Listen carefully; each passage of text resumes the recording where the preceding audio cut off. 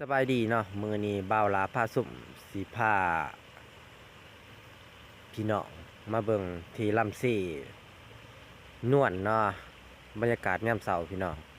ช่วงตะเวนขึ้นป้าเสือเรื่องแม่นหน่อยเนาะหน่อยบ่าวลาวเนาะวิวงามๆเลยพี่น้อง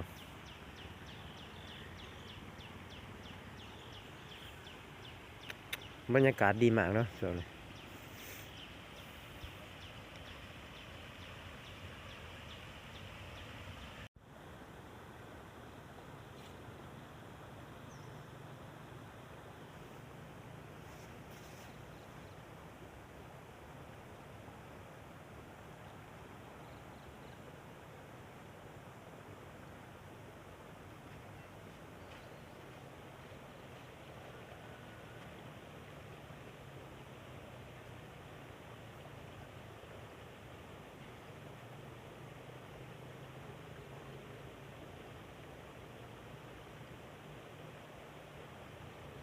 ไปดี FC ของบาหน่อยที่หักแพงเนาะมื้อนี้บาหน่อยก็มาอีกหนึ่งสถานที่เนาะด้านหลังของบาหน่อยที่บาหน่อยยืนนี่ก็คือครัวซีนวลเนาะหรือครัวซีบางนวลซีบางนวลคือว่าเป็นแม่น้ำอีกสายหนึ่งที่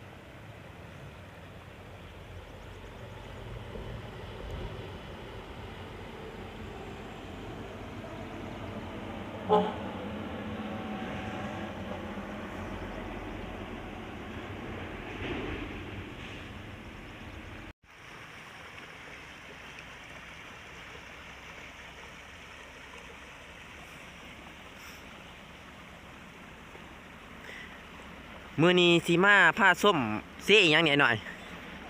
เซ่นวลเนาะพี่น้องเนาะกำลังครั้งแรกเคยมาบรรยากาศดีมากพี่น้องทั้งเทิงกับสะพานเนาะเบื้องเทิงกับแม่นพ่อแม่ประชาชนหาป่าพี่น้อง